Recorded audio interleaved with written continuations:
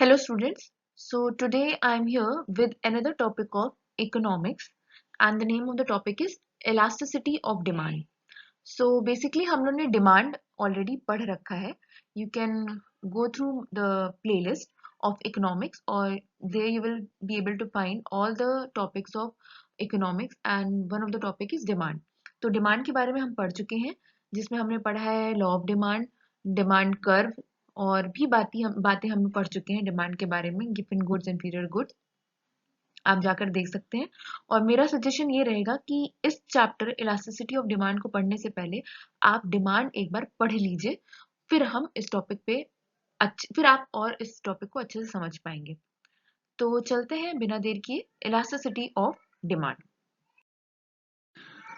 So, a quick revision.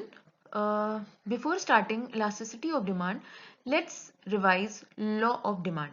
So, हमें पता है law of demand क्या है? Law of demand basically state करता है, बताता है that if price of a commodity increases, quantity demanded will fall. हमें पता है कि अगर किसी की चीज की प्राइस बढ़ जाएगी तो उसकी क्वांटिटी जो हम डिमांड करेंगे वो घट जाएगी and if price of the commodity falls और जैसे ही वो प्राइस उसकी गिरेगी कम होगी वैसे ही क्वांटिटी क्या हो जाएगी इंक्रीज हो जाएगी परचेज करने की ठीक So, law of demand indicates only direction of change in the quantity demanded. Basically, law of demand हमें क्या बताता है कि क्या घट रहा है और क्या बढ़ रहा है, राइट? अगर हम इसको मान लें ये प्राइस है हमारी और ये क्वांटिटी है, ठीक? अगर हम मान लें कि ये हमारी क्वांटिटी है और ये प्राइस है, तो हम मान लेते हैं फॉर इंस्टेंस P0 इस पर क्वांटिटी मान लेते हैं ये रही होगी फॉर इंस्टेंस तो जैसे ही प्राइस कम हुई मान लेते हैं ये हो गई तो हमें पता है क्वांटिटी क्या हो जाएगी बढ़ जाएगी ओके जैसे ही प्राइस कम हुई वैसे ही आपने देखा क्या हो गया क्वांटिटी बढ़ गई तो ये क्या है लॉ ऑफ डिमांड है ये लॉ ऑफ डिमांड बताता है ठीक ये हमें एक तरह से एक डायरेक्शन बता रहा है बेसिकली डायरेक्शन दे रहा है कि प्राइस घटी तो क्वांटिटी बढ़ गई बट अब हम इलास्टिसिटी ऑफ डिमांड की बात करते हैं तो हम क्या बात करते हैं अब हम समझते हैं कि इलास्टिसिटी ऑफ डिमांड में हम क्या पढ़ते हैं so basically elasticity of demand states that how much क्या बताता है हाउ मच और to what extent the quantity demanded will change in response to change in any determinants. Basically अगर फॉर एग्जाम्पल मान लीजिए कि डिटर्मिनेंट्स में क्या क्या थे अगर आपको याद हो प्राइस था इनकम था राइट सब्स्टिट्यूट गुड्स थे कॉम्प्लीमेंट्री गुड्स थे ठीक इन सब में कुछ भी चेंजेस आएगा तो डिमांड जो है वो कितना घटेगी या बढ़ेगी कितना ठीक है हाउ मच कितना हाउ मच और टू व्हाट एक्सटेंट ठीक है मतलब अगर फॉर एग्जाम्पल आपकी इनकम मान लीजिए आपकी इनकम 100 रुपए थी ठीक है इनकम आपकी मान लीजिए 100 रुपए थी अब आपकी इनकम 150 हो गई तो अब जो डिमांड में चेंज आएगा वो कितना आएगा कितना ये क्या बताता है this is elasticity of demand elastic क्या होती है जैसे एक रबर बैंड है एक रबर बैंड है तो वो उसको हम कितना खींचेंगे कितना वो कब वो वापस अपनी पोजीशन पे आएगा ये हमें इलास्टिसिटी बताती है ठीक चलिए और देखते हैं इसके बारे में समझते हैं so basically elasticity the concept अब हम अगर कॉन्सेप्ट की बात करें तो कॉन्सेप्ट हमें क्या बताता है कि इलास्टिसिटी बेसिकली है क्या देखिए इफ प्राइस राइजेस बाय 10% अब हम अभी हमने इनकम की बात करी थी अब आप प्राइस की बात कर लीजिए मान लीजिए प्राइस 100 रुपए था अब वो 10% बढ़ गया है 10% 100 का 10% कितना होता है 10 रुपए तो अब मान लेते हैं प्राइस इंक्रीज हुआ है फॉर इंस्टेंस प्राइस 100 रुपए था अब इसमें इंक्रीज आया है 10% का ठीक है 100 में मतलब 110 रुपए की आपकी प्राइस हो गई बढ़ करके ठीक we know demand will fall, हमें पता है, लॉ ऑफ डिमांड हमें बता चुका है कि आपका डिमांड जो होगा वो कम हो जाएगी जैसे ही प्राइस बढ़ी, जैसे ही प्राइस बढ़ी वैसे ही आपको पता है कि अब डिमांड आपकी कम हो जाएगी। पर कितनी कम होगी, कितनी कम होगी, ठीक है, बाय मोर देन 10%, 10% से ज्यादा कम हो जाएगी, 10% से कम कम हो जाएगी। Elasticity measures the extent to which demand will change, कितना चेंज आएगा उस 10% के प्राइस इंक्रीज में या इनकम के इंक्रीज में, ये हमें क्या बताता है टॉपिक, इलास्टिसिटी ऑफ डिमांड। ठीक, चलिए आगे देखते हैं। Meaning and definition of elasticity of demand. Elasticity of demand measures the extent to which quantity demanded of a commodity increases or decreases in response to increase or decrease in any of its quantitative determinants. Determinants अभी मैंने आपको बताया, determinants price हो सकती है, income हो सकती है, substitute goods हो सकते हैं, complementary goods हो सकते हैं, ठीक। इनमें चेंजेस, इन सब में जो भी चेंजेस आएंगे उसमें उसकी वजह से डिमांड में इंक्रीज आया, डिक्रीज आया, कितना आया, ये हमें इलास्टिसिटी बताती है। So we have several types of elasticity of demand, हमारे पास बहुत तरह की इलास्टिसिटी ऑफ डिमांड होती है according to the source of change in the demand. For example, if the price is the source of the change, we have price elasticity of demand. Basically अगर किसी, जैसे अभी हमने डिटर्मिनेंट्स की बात करी, तो अगर प्राइस की वजह से चेंज हो रहा है डिमांड में तो हम क्या बोलेंगे उसको, प्राइस इलास्टिसिटी ऑफ डिमांड। ठीक, नाउ यहां पर आप एक डॉक्टर मार्शल की भी आप देख पा रहे होंगे, डेफिनेशन दी है इलास्टिसिटी की, इसको आप लर्न कर सकते हैं। द इलास्टिसिटी और रिस्पॉन्सिवनेस, आपको ध्यान रखना होगा इलास्टिसिटी का मतलब क्या होता है, response of demand in a market is great और small according as the amount demanded increases much or little for a given fall in price and diminishes much or little for a given price in price, given rise in price। ठीक, basically हमें यही समझना होता है कि कितना बढ़ रही है कितना घट रही है in response to quantity, quantitative determinants. Okay, चलिए, elasticity of demand according to the source of change. Source of change मतलब किस वजह से डिमांड में चेंज आ रहा है, ठीक है, रीजन जिसको हम बोल सकते हैं जिस वजह से डिमांड में चेंज आ रहा है। The following types of elasticity of demand can be mention. पहला क्या है, प्राइस इलास्टिसिटी, अगर प्राइस की वजह से चेंज आ रहा है डिमांड में। Cross elasticity of demand, the elasticity in relation to change of price of other goods and services. Basically हम क्रॉस इलास्टिसिटी में सब्स्टिट्यूट गुड्स और कॉम्प्लीमेंट्री गुड्स की बात करते हैं, ठीक है। बेसिकली क्यों हो रहा है डिमांड में चेंज, कि कोई दूसरे गुड्स में प्राइस में चेंज हो रही है या सर्विसेज में चेंज हो रही है, ठीक है। इनकम इलास्टिसिटी ऑफ डिमांड, आपकी इनकम में चेंज हो रही है उस वजह से डिमांड चेंज हो जा रही है। एडवर्टीजमेंट इलास्टिसिटी ऑफ डिमांड, ठीक है, ये भी एक कॉन्सेप्ट है जिसको हम बाद में पढ़ेंगे। Okay, According to the degree of the change in demand, the elasticity can be classified in degree. कितना डिग्री चेंज आ रहा है डिमांड में उसके हिसाब से भी कुछ क्लासिफिकेशन, जैसे perfectly elastic demand, relatively elastic demand, unitary elastic, relatively in elastic, perfectly in elastic. ठीक, इन सब के बारे में हम एक एक करके जानेंगे। चलिए अब समझते हैं प्राइस इलास्टिसिटी ऑफ डिमांड। हमने इलास्टिसिटी समझ लिया कि इलास्टिसिटी क्या होती है। Now price elasticity of demand, तो हमने सोर्सेज के बारे में बात करी थी। तो पहला सोर्स है price elasticity. Reason, basically price elasticity of demand is a measurement of percentage change in demand due to percentage change in own price of the commodity. Basically यहाँ पर जो कमोडिटी है उसकी खुद की प्राइस में जो चेंजेस आ रहे हैं उसकी वजह से जितना डिमांड में चेंज आ रहा है, इसमें हम पढ़ते हैं प्राइस इलास्टिसिटी ऑफ डिमांड। ठीक, तो here you can see the price elasticity of demand may be defined as the ratio of the relative change in demand and price variable. तो यहाँ पे आप फॉर्मूला भी देख पाएंगे, फॉर्मूले में भी आपको समझ में आ रहा है percentage proportional change in quantity demanded upon percentage proportional change in price. So इसको हम इस तरह से भी लिख सकते हैं जैसे कि आपका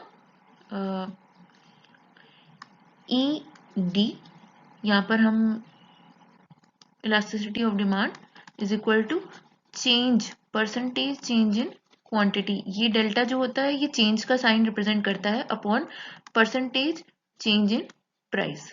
ठीक है, तो इससे हमें पता चल जाएगा बेसिकली कि कितने प्राइस के चेंज में कितनी क्वांटिटी डिमांड चेंज हो रही है. ठीक, तो जब भी हम प्राइस की बात करेंगे तो प्राइस से रिलेटेड जब भी बात करेंगे तो प्राइस इलास्टिसिटी की बात करेंगे. चलिए आगे समझते हैं. सो नाउ डिग्री हमने देखा था अभी कि जो इलास्टिसिटी ऑफ डिमांड है वो डिग्री के बेसिस पे भी डिवाइड होती है. तो जिसमें 5 केसेस हम देखते हैं. Elasticity of demand are study depending upon their degree. पहला है परफेक्टली इलास्टिक, दूसरा perfectly inelastic, then unitary, then relatively elastic and last is relatively inelastic. एक एक के बारे में हम लोग पढ़ेंगे. चलिए पढ़ते हैं. So first one is perfectly elastic demand. When a small change in price of a commodity causes a major change in its demand is said to be perfectly elastic demand. In perfectly elastic demand, a small rise in price results in fall in demand to zero, while a small fall in price causes increase in demand to infinity. Basically हो क्या रहा है, जैसे आप यहाँ पे graph में भी देख पाएंगे, यहाँ पर हम प्राइस देख रहे हैं, यहाँ पर क्वांटिटी देख रहे हैं.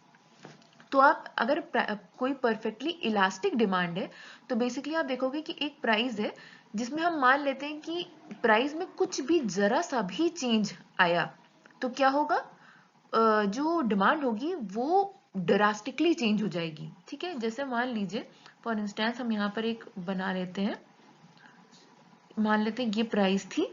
ठीक, ये P0 थी और ये Q0 है. राइट, इसमें अगर हम थोड़ा सा भी देखिए, स्टार्टिंग क्या है, स्मॉल चेंज इन प्राइस, छोटा सा भी चेंज आएगा प्राइस में वो क्या करेगा, मेजर चेंज करेगा डिमांड में. जैसे कि प्राइस थोड़ा सा बढ़ा, मान लेते हैं यहां से P0 से हो गया जरा सा बढ़ा P1, तो आप देखोगे ना कि इतना चेंज आ गया क्वांटिटी में. ठीक, क्वांटिटी 1 हो गई. प्राइस फॉल हुआ जरा सा, प्राइस फॉल हुआ P2 पे आया जरा सा, लेकिन क्वांटिटी डिमांडेड बढ़ गई इतनी. ठीक, ये यहाँ आ गई क्वांटिटी डिमांडेड Q2. तो ये क्या है, जरा सा प्राइस में चेंज आ रहा है आप देख पा रहे हैं, लेकिन क्वांटिटी में कितना चेंज आ रहा है, बहुत ज्यादा फर्क आ जा रहा है इन रिस्पेक्ट टू प्राइस. ठीक, और कभी कभी तो आप देखोगे क्या बता रहा है, in perfectly elastic demand a small rise in price. कभी अगर जरा सा भी प्राइस चेंज हो रहा है तो क्या होगा, डिमांड कभी कभी होता है जीरो पे आ जाएगी, मतलब हो सकता है कोई कुछ डिमांड करे ही ना. While a small fall in price, थोड़ा सा कम होगा और डिमांड बहुत ज्यादा बढ़ जाएगी, कहीं इंफिनिटी पे पहुंच जाए. ठीक, जैसे आप यहाँ पर देख पा रहे हो, ये आप देख पा रहे हो. ठीक है, अगर थोड़ा सा भी प्राइस चेंज हुआ तो क्वांटिटी कम हो गई, प्राइस बढ़ा तो क्वांटिटी कम हो गई, और प्राइस थोड़ा सा भी घटा तो क्वांटिटी क्या हो गई, बढ़ गई. A perfectly elastic demand refers to a situation when demand is infinite at prevailing price. In perfectly elastic demand, a small rise in price results in fall in demand to zero, while a small fall in price causes increase in demand to infinity. ठीक, ये बात आपको ध्यान रखनी है, थोड़ा सा small change will have a drastic demand change in demand. ठीक, इसके एग्जाम्पल्स अगर आप देखो तो इसके एग्जाम्पल जैसे कि अ, जैसे मान लेते हैं,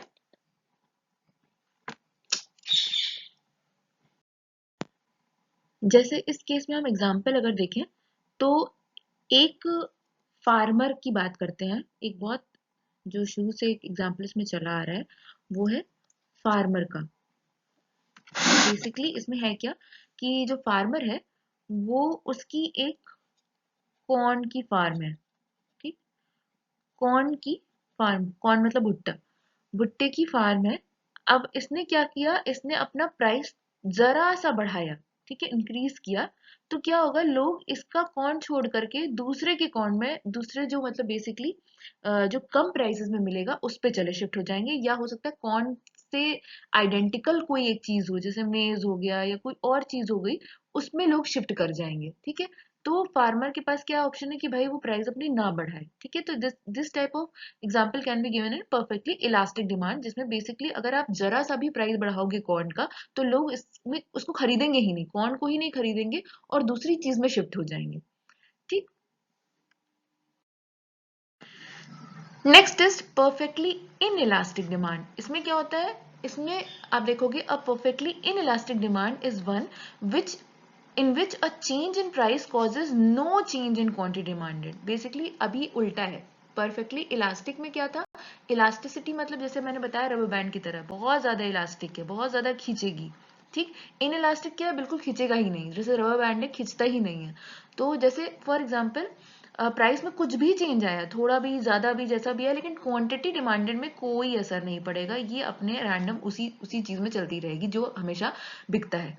It is a situation where even substantial change in price leave the demand unaffected। मतलब अगर ज्यादा भी प्राइस में चेंज आ गया, बहुत ज्यादा आप चेंज भी देखोगे, तो भी क्वांटिटी डिमांडेड में कोई फर्क नहीं पड़ेगा, ठीक।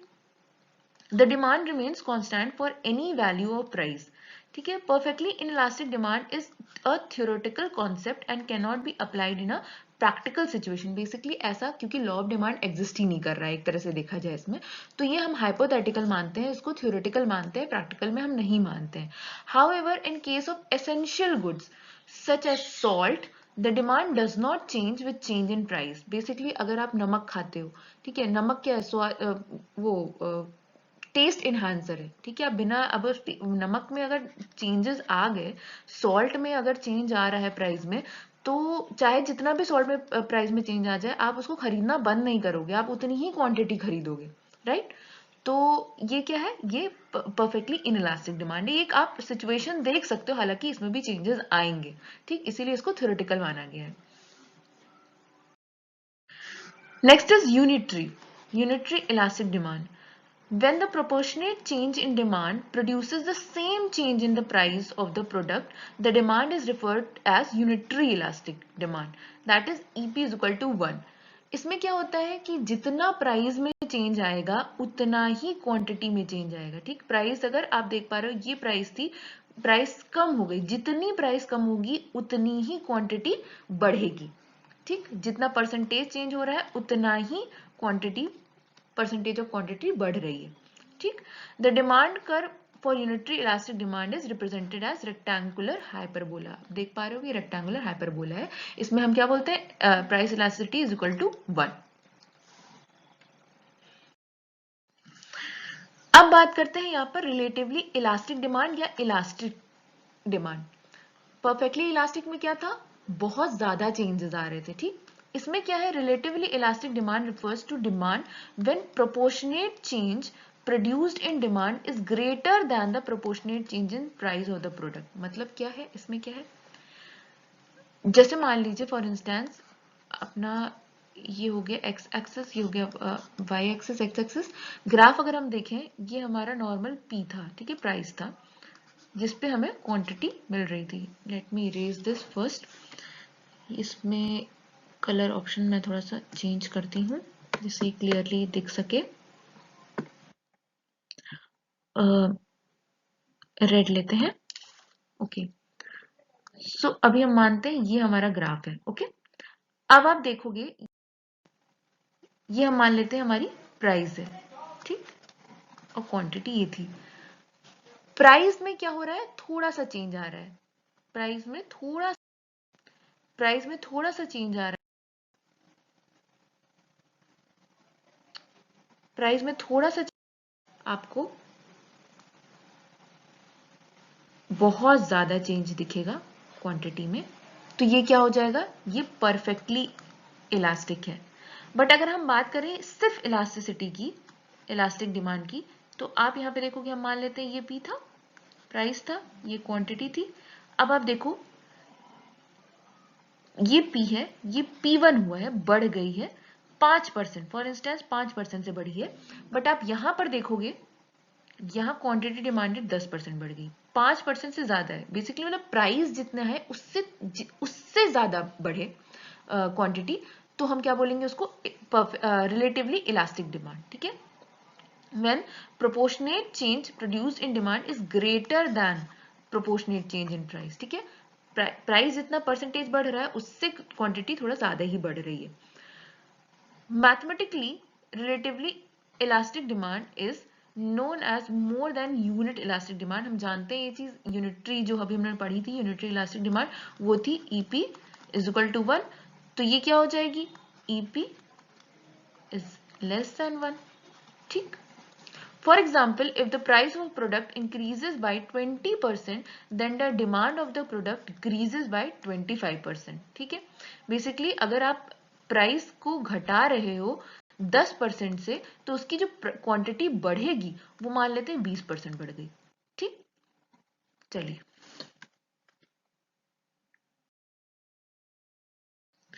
अब बात करते हैं रिलेटिवली इनइलास्टिक डिमांड की।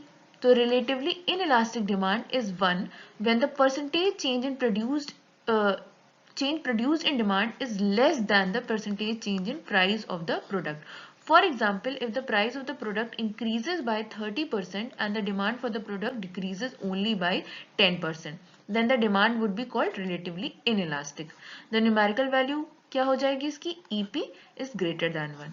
ठीक, क्योंकि यूनिटरी की क्या थी, EP इज इक्वल टू 1 थी, इनइलास्टिक क्या है, लेस देन 1 है, सॉरी ग्रेटर देन 1 है। ठीक, अब देखिए यहाँ पर क्या हो रहा है, अगर आप ये ग्राफ में देखेंगे तो अभी मान लेते हैं P0 था और ये Q0 था। अब आप देखेंगे कि प्राइस जो बढ़ी है बेसिकली वो 10% से बढ़ी है, लेकिन जो अच्छा इसमें इनिशियल इन्होंने P ये माना है, इनिशियल इन्होंने ये माना है, चलिए हम भी इसी को मानते हैं इनिशियल। और आपने देखा प्राइस घट गई है, ठीक है 10% से घटी है, लेकिन जब आप देख रहे हैं अब इसमें क्या होना चाहिए था, जब प्राइस घटती है तो क्वांटिटी क्या होती है, बढ़ती है। इसमें भी क्वांटिटी बढ़ रही है, डिमांड हो रही है, बढ़ ही रही है, लेकिन यहाँ पर प्राइस 10% हुआ है लेकिन क्वांटिटी क्या होगी, 5% हुई है। ठीक है, इसके मुकाबले ये कम है, ठीक लेस है। ठीक, तो आपको ये ध्यान रखना है। Marshall has termed relative elastic demand as elasticity being less than unity। ठीक, now here मैंने एक पिक्चर इसमें रखी हुई है, इसमें आप different types of price elasticity देखोगे। ठीक, समराइज्ड है, EP is infinity, perfectly elastic demand. There is a greater change in demand in response to percentage और स्मॉलर चेंज इन प्राइस। आप देख पा रहे हो ग्रेटर चेंज है, ठीक है इन्फिनिटी पे हम जा रहे हैं तो ये इलास्टिक है। ठीक, for example the demand for a product decreases और completely stops with a little change in price. EP is equal to 0, perfectly inelastic, कुछ असर ही नहीं पड़ रहा है। Consumer do not respond to demand for a product with increase और decrease in price. ठीक है, this implies that demand remains the same with no change in price, with change in price, sorry। EP is greater than 1, relatively elastic, the percentage change in quantity demanded of a product is greater than the percentage change in price। EP is less than 1, relatively inelastic, the change in demand of a product is less than change in price।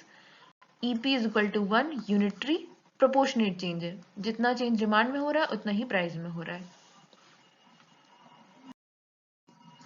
चलिए, measurement of price elasticity of demand, total expenditure method, proportionate method, point elasticity of demand, arc elasticity of demand, इसके measurement के बारे में हम एक एक करके next video में देखेंगे। अभी आपको ये पता होना चाहिए कि प्राइस इलास्टिसिटी मेजर करने के इतने सारे मेथड होते हैं। ठीक,